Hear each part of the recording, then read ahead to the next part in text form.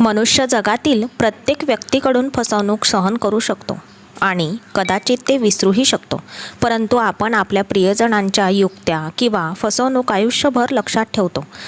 विशेषतः जेव्हा आपण आपल्या प्रियजनांचा खूप आदर करतो, त्यांना सन्मान देतो आणि स्वतःपेक्षा त्यांच्यावर अधिक विश्वास ठेवतो.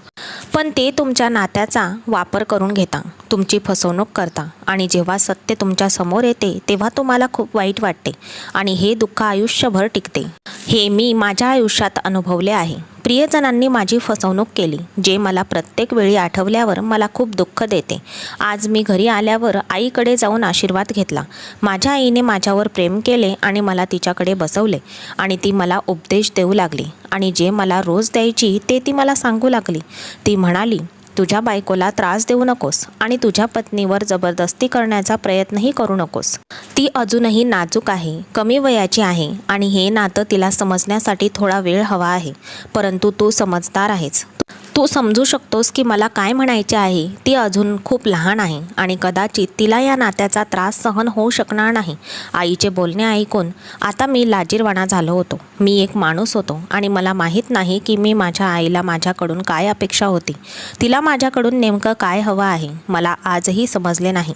तिने स्वतःच माझे लग्न एका लहान वयाच्या मुलीशी करून दिले आणि आता एकच उपदेश मला रोज द्यायची की ती लहान आहे, तू तिच्याजवळ जाऊ नकोस. ती पूर्णपणे तरुण होईपर्यंत तिला नात्यात बांधू नकोस. जोपर्यंत ती पूर्णपणे तरुण होत नाही तोपर्यंत तिला लग्नाच्या त्या नात्यात अडकवू नकोस. ती हे नातं टिकवण्यासाठी अजून लहान आहे. मला तर काही कळत नव्हते की आई त्या मुलीला एवढं लहान का समजते. त्याउलट तिच्या घरच्यांनी तिचे लग्न करून तिची पाठवणीही करून दिलेली आहे ना. रोज सारखंच मी खाली मान घालून आईचं बोलणं ऐकलं आणि माझ्या खोलीत गेलो. जेव्हा माझी पत्नी मान खाली घालून खोलीत बसलेली होती, आता मला चिडचिड होऊ लागली होती. तिचे माझ्याशी कायदेशीर लग्न झाले होते. मी तिचा नवरा होतो, पण ती नेहमी माझ्यापासून दूर जायची. मी खोलीत येताच ती खोलीतून निघून जायची. होय, मला मान्य आहे की ती कमी वयाची होती, पण ती एवढीही लहान नव्हती की माझ्याजवळ बसून माझ्याशी बोलू शकली नसती. जरी तिला वाटते की या विवाहित नात्याची सुरुवात करायला तिला वेळ हवा होता, तर मी तिला तो देण्यास तयार होतो. परंतु ती तर माझ्याशी बोलत देखील नव्हती. माझी पत्नी, तिचे नाव आहे सुनैना. ती 17 वर्षाची होती आणि मी 26 वर्षाचा होतो. मला मान्य आहे की ती अजूनही कमी वयाची आहे, पण मी काही अशिक्षित मूर्ख नव्हतो जो तिला काही दुखापत देऊ शकलो असतो. ती माझी पत्नी असूनही ती स्वतःला माझ्यापासून लपवून ठेवत होती. आता मला माझ्या आईचा राग यायला लागला होता, कारण तिच्या त्या रोजच्या उपदेशाने सुनैनाचे डोके खराब केले होते. मला वाटते की सुनैना ही एक अतिशय निष्पाप मुलगी आहे, जिला या गोष्टींची अजिबात माहिती नव्हती. मीही जबरदस्ती तिच्याजवळ जाण्याची किंवा तिला हात लावण्याचीही चूक करत नव्हतो. ती मला घाबरत असायची. तसं तर मी तिचा नवरा होतो. ती माझी हक्काची पत्नी होती. आम्ही रात्री एकाच खोलीत झोपायचो आणि माझ्या बायकोला इतके जवळ पाहून कधीकधी मला रात्रीची झोप येत नव्हती. पण माझा नाईलाज होता, कारण आईने मला तिची शपथ दिली होती. आईच्या सल्ल्यानुसार मी माझ्या बायकोला अजून 1 वर्ष तरी द्यायला हवे होते. ती 18 वर्षाची होईपर्यंत तू तिच्याशी संबंध ठेवू नकोस. पण मला एक गोष्ट समजली नाही. जेव्हा मी तिच्याशी संबंध ठेवू शकत नाही तेव्हा माझ्या आईने तिच्याशी माझं लग्न का केलं. आणखी काही वर्षांनी माझे लग्न झाले असते तर चांगले झाले असते. मला आठवते की लग्नाच्या पहिल्या रात्रीही माझ्या खोलीत जाण्यापूर्वी तिने मला तिच्याजवळ बोलवले. मी माझ्या पत्नीला जे पहिल्या रात्रीचे गिफ्ट देणार होतो ते मला दाखवले आणि म्हणाली, ही माझ्याजवळ तुझी एक अमानत आहे. मी सुरक्षितपणे ठेवेन. आता देण्याची वेळ नाही. तुझी बायको अजून खूप लहान आहे. तिला थोडा वेळ द्यायला हवास तू, जेणेकरून ती या नात्यासाठी मानसिक दृष्टीने तयार होईल. मग मी आश्चर्याने माझ्या आईकडे पाहिले. माझे लग्न माझ्या आईच्या इच्छेनेच झाले होते आणि आजच्या रात्रीच्या संदर्भात मी किती स्वप्ने पाहिली होती. माझ्या बायकोच्या सहवासासाठी मन खूप अस्वस्थ झाले होते आणि माझ्या चेहऱ्यावरच्या काळजीच्या रेषा पाहून आईने मला समजून घेण्याचा प्रयत्न केला. विनय, तू काळजी करू नकोस. तिला हे नातं पूर्ण समजायला लागले आणि ती मोठी झाली की तेव्हा तू तुझं वैवाहिक जीवनाची सुरुवात कर. ती तरुण झाल्यावर तू तिला तुझं करून टाक. मग काही हरकत नाही. आत्ताच तिच्याशी काही नातं बनवलं आणि काही वर खाली झाले तर काय तोंड दाखवणार मी लोकांना. मला खूप मोठा धक्का बसला होता. आपल्या तरुण मुलाचं लग्न करून ती असे कसे बोलू शकत होती. मलाही काही भावना होत्या. मी स्वतःला कसा कंट्रोल करू शकलो असतो. मी माझ्या आईकडे रागाने पाहिले की जर माझी बायको अजून तरुण झाली नाही, ती या नात्यासाठी मानसिक किंवा शारीरिकदृष्ट्या तयार नव्हती, तर माझ्या आयुष्यात अशा मुलीचा समावेश का केला गेला होता?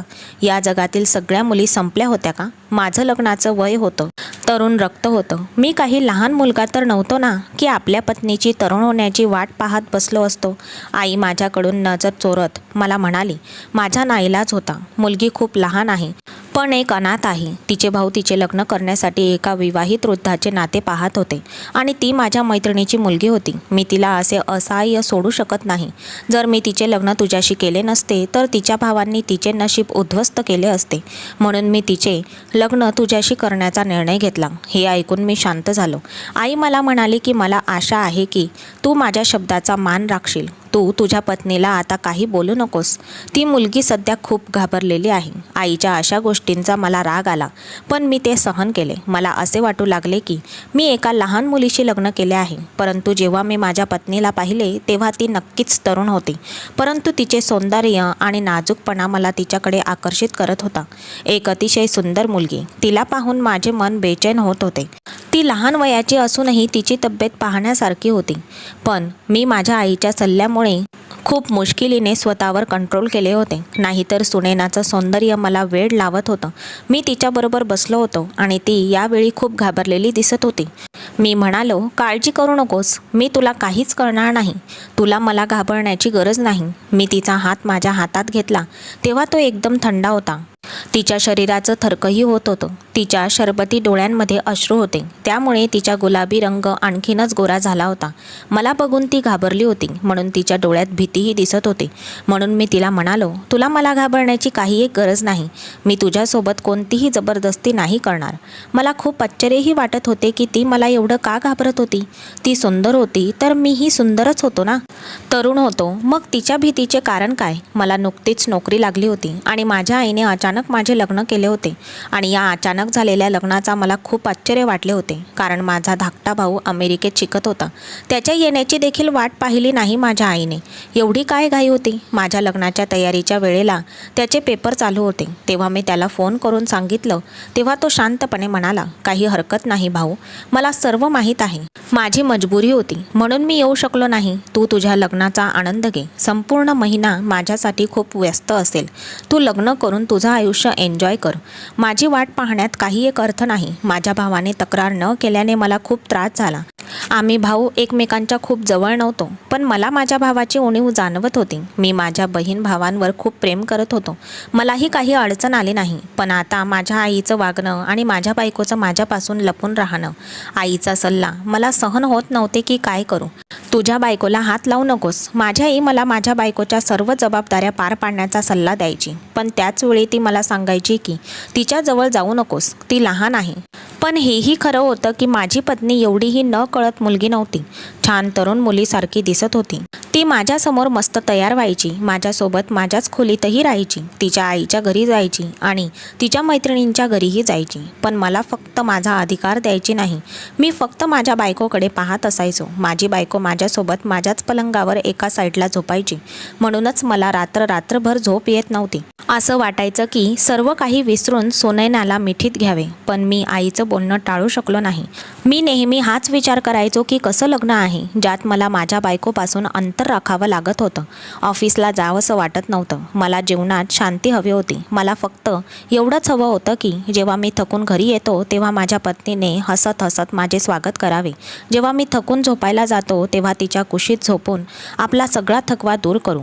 जेव्हा ती तयार होते तेव्हा मी तिची स्तुती करेन. मी तिच्यासाठी गजरे आणीन. पण इथे आमच्यात असं काही नातंच नव्हतं. कधी कधी मी चुकून जरी तिच्यासाठी गिफ्ट आणले किंवा चुकून तिची कधीतरी स्तुती केली तर ती खूप घाबरून जाते, जसा मी खूप मोठा गुन्हा केला आहे आणि माझ्याकडे न बघताच ती माझ्या जवळून लांब पळून जाते. हे सर्व काही मला खूप वाईट वाटत होते आणि मी सुनैनाला तिच्या नशिबावर सोडले. पण आम्ही एकाच खोलीत राहत होतो आणि सुनैनाला नजरआड करणं खूप कठीण होतं. सुनैना अशी मुलगी होती जिला पाहून चांगल्या चांगल्यांचा इमान डगमगू लागेल. मी तर तरीही तिचा नवरा होतो. ती एक सुंदर नाजूक मुलगी होती. जेव्हा ती तयार व्हायची तेव्हा मी तिच्यावरून नजर हटवू शकत नव्हतो. माझी नजर माझ्या आईला देखील कळत होती. तेव्हा ती मला एकांतात म्हणायची, हे काय आहे? मी पाहत आहे तू सुनैनाकडे खूप प्रेमाने बघत आहे. मला वाटतं तुला माझी शिकवण लक्षात नाही. आईचे म्हणणे ऐकून मला लाज वाटायची. माझ्या आईमध्ये माझा जीव बसत होता. मी उलट उत्तर देऊ शकत नव्हतो की मला सुनैनापासून लांबच ठेवायचे होते, तर मग माझं लग्न तिच्याशी का केलं? आणि आम्हाला लांब ठेवायचे आहेच तर एकाच खोलीत का झोपायला सांगता? तिला वेगळ्या खोलीत झोपायला सांगा. तिला पाहून मला स्वतःवर ताबा ठेवता येत नाही. माझी आई ही विचित्र वागत होती. ना मी तिला पाहू शकत होतो, ना मी तिला हात लावू शकत होतो. जेव्हा मी ऑफिसमधून यायचो तेव्हा ती स्वयंपाकघरात व्यस्त असायची आणि जेव्हा मी जेवण करून खोलीत जायचो तेव्हा तिची एक झलक पाहण्यासाठी मी तासनतास तिची वाट बघायचो. पण मी तिची वाट बघून थकून जेव्हा झोपून जायचो तेव्हा ती शांतपणे येऊन कोपऱ्याला पडून राहायची. जीवन असेच एकदम नीरस चालले होते. एकदा मला स्वतःवर नियंत्रण ठेवता आले नाही आणि माझा हात तिच्या छातीवर जाऊन पडला. माझ्या मनात आग लागली होती. मला माझ्या भावनांवर कंट्रोल ठेवता आले नाही आणि अचानक मी तिला माझ्या छातीशी घट्ट मिठी मारली आणि तिच्या गालावर चुंबन घेतले. ती माझ्या या कृतीने घाबरून उठली. मी बसलो असताना जे काही घडले ते अचानक घडले आणि माझ्या या साध्याशा कृतीने ती किंचाळू लागली आणि तिच्या आवाजाने माझी आई देखील खोलीत आली आणि माझ्या या कृतीवर ती मला हजारो गोष्टी सांगू लागली. लाज वाटत नाही? मी तुला खूप वेळा समजावून सांगितले आहे की ती अजून लहान मुलगी आहे. तिला थोडा वेळ दे. पण तू तुझे तारुण्य सांभाळू शकत नाहीस? यावेळी मला पण राग आला. मी म्हणालो, आई, जेव्हा तुम्हाला मला आणि सुनैनाला एक होऊ द्यायचे नव्हते तर माझं लग्न का केलं तिच्याशी? मला माझ्या बायकोच्या जवळ जावंसं वाटतं. ती एक नैसर्गिक गोष्ट आहे. माझ्यातही एक इच्छा जागृत होते. मी काही चुकीचे केले नाही. माझ्या आईला माहीत नव्हते की नवरा बायकोच्या गोष्टींमध्ये पडायचे नसते. या गोष्टींचा मला राग यायचा. इच्छा असूनही माझ्या आईला उत्तर देता येत नव्हते. पण मी रागातच टेरेसवर गेलो. आज रात्री आई सुनैनाकडे झोपली. माझ्या आईमुळे मी माझ्या बायकोकडून हक्क घेऊ शकत नव्हतो आणि नाहीही तिच्या हक्काचं प्रेम तिला मिळत होतं. मी द्यायचा प्रयत्न केला तरी ती ओरडायची. सुनैनाला काय प्रॉब्लेम आहे हेच कळत नव्हतं. आजपर्यंत ती माझ्याशी बोललीही नाही, जेणेकरून मी तिच्या मनातील भीती काढू शकेन. असेच दिवस जात होते आणि माझी बायको सुनैना दिवसेंदिवस सुंदर होत चालली होती. सुनैना माझ्या बहिणींची चांगली मैत्री झाली होती. ती हसत खेळत रंगीबेरंगी कपडे घालून इकडे तिकडे फिरायची आणि तिला पाहिल्यानंतर माझे मन अस्वस्थ व्हायचे. पण तिला माझी अजिबात काळजी नव्हती. तिची माझ्याबद्दलची भीती कमी झाली होती.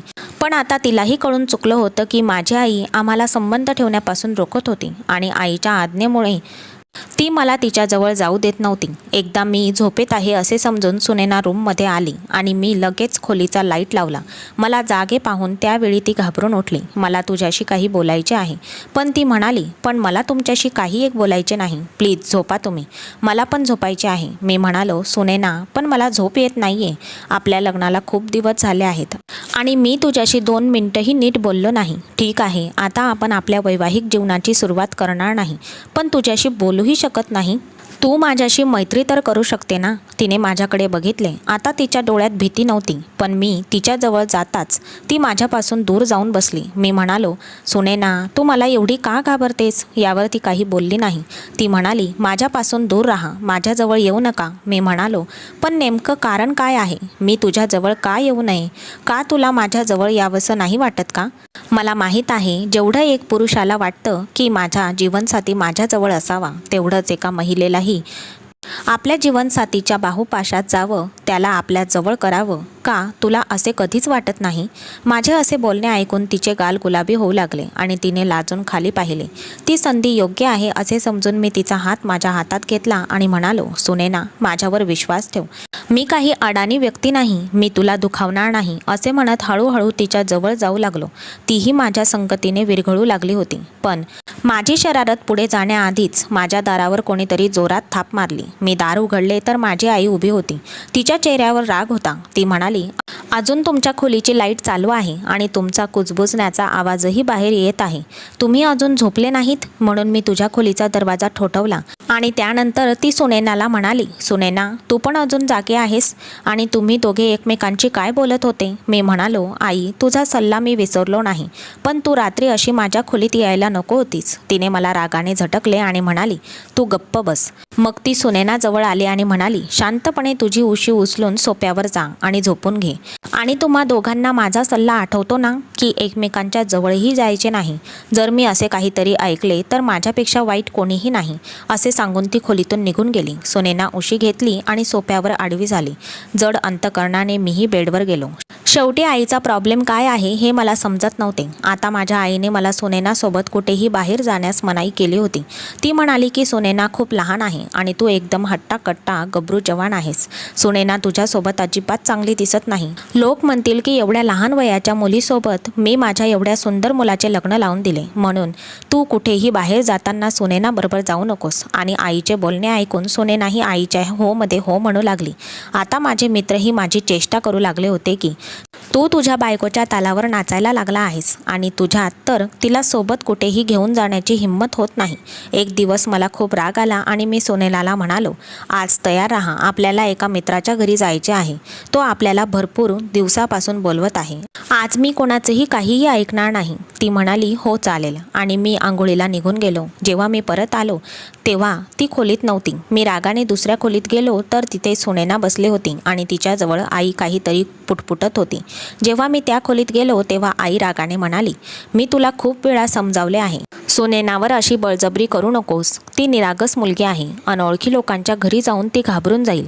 आता मला सुनैनावरच राग यायला लागला होता. तिला प्रत्येक गोष्ट आईला सांगायची काय गरज आहे. मी म्हणालो, सुनैना तुला पण शांत बसवलं जात नाही. काय गरज होती आईला सांगायची.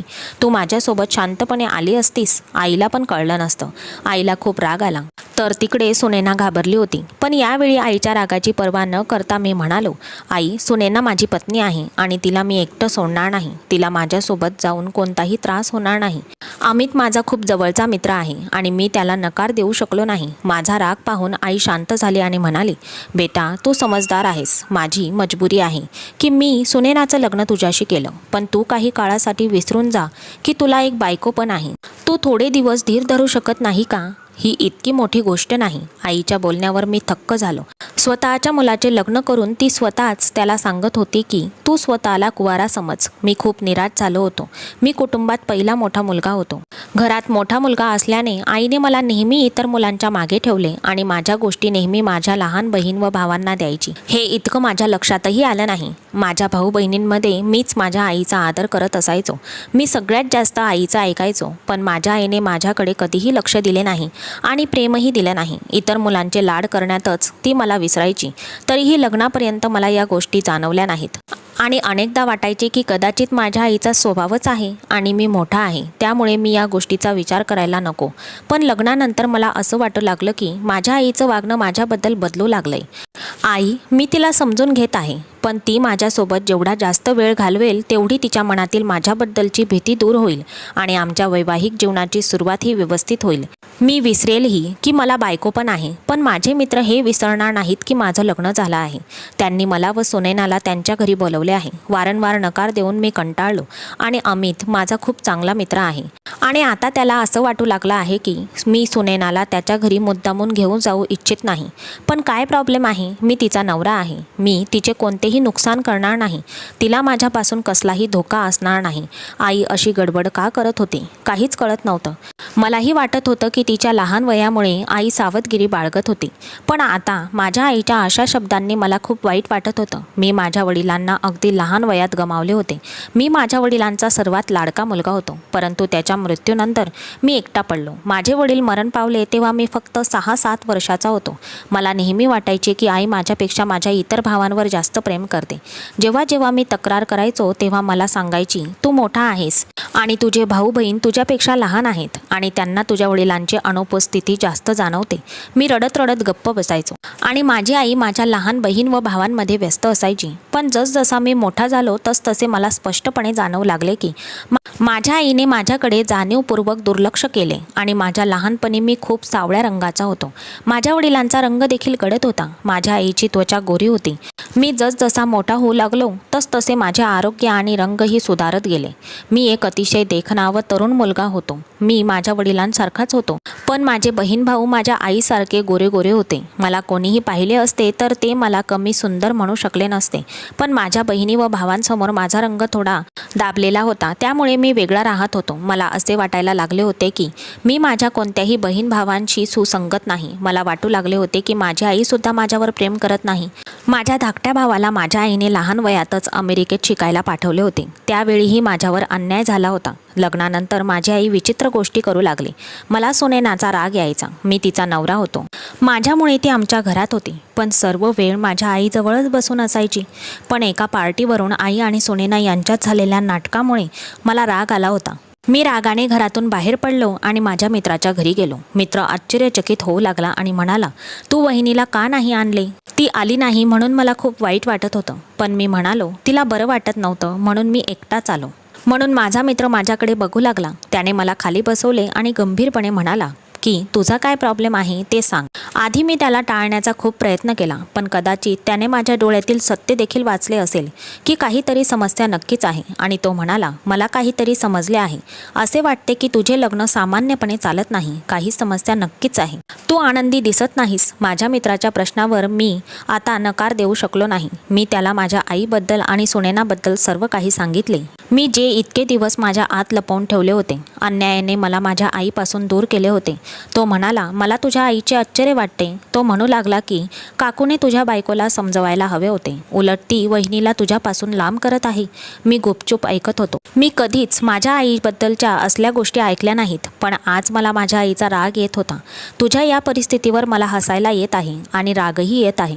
असा कसा माणूस आहेस तू? स्वतःच्या बायकोला ताब्यात घेऊ शकला नाहीस, तेही एकाच पलंगावर झोपूनही एक माणूस आपल्या बायकोवर ताबा ठेवू शकत नाही का? तू तिला हातही लावू शकला नाहीस. मला तर विश्वास होत नाही की तू तिच्याशिवाय एवढ्या रात्री घालवल्यास तरी कशा?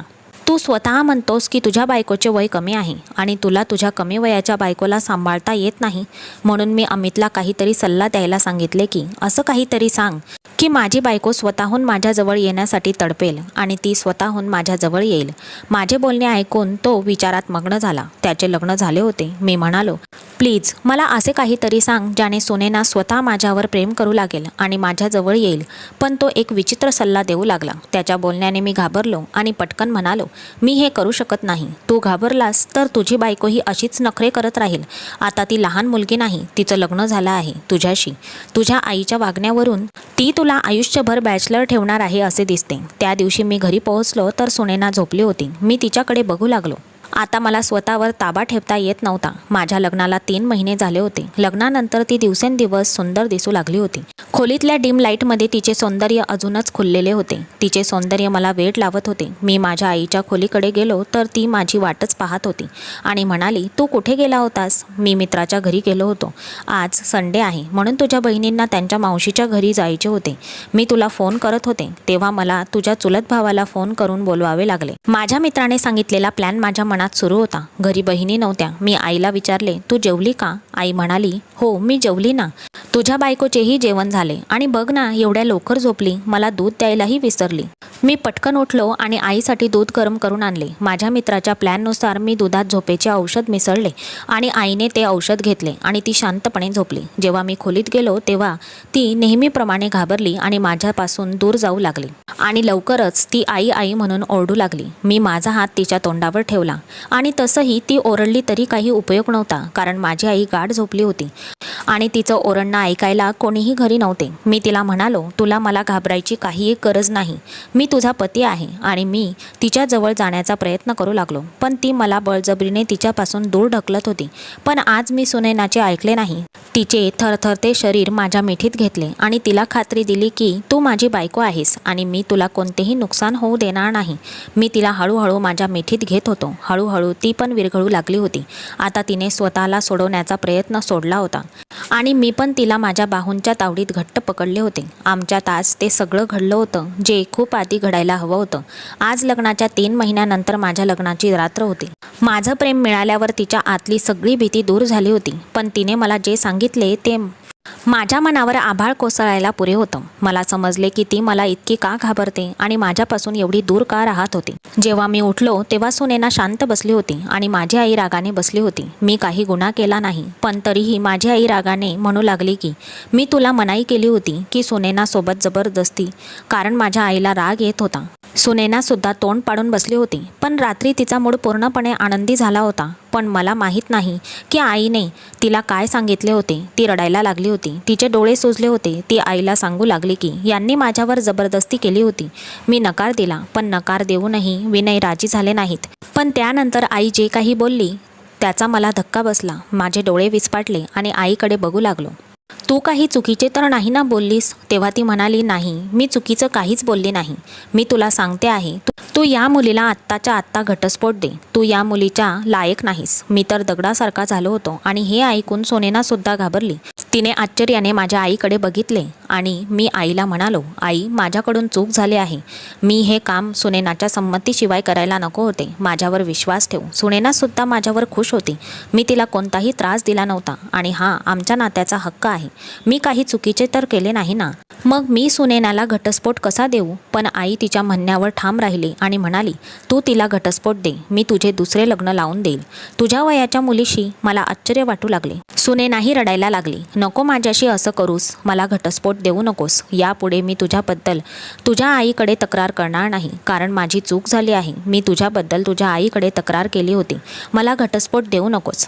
तिची विनवणी ऐकून माझी आई तिला म्हणाली, तुला या घरातून कोणीही बाहेर काढणार नाही. मी माझ्या डोक्याला हात लावून बसलो होतो आणि माझी आई मला घटस्फोट देण्याचा आग्रह करत होती. मी घराबाहेर पडलो. मला काहीच कळत नव्हते. सुनैना आता रस्त्यावर आली होती. माझी आई माहीत नाही का पण घटस्फोटाचा आग्रह धरून बसली होती.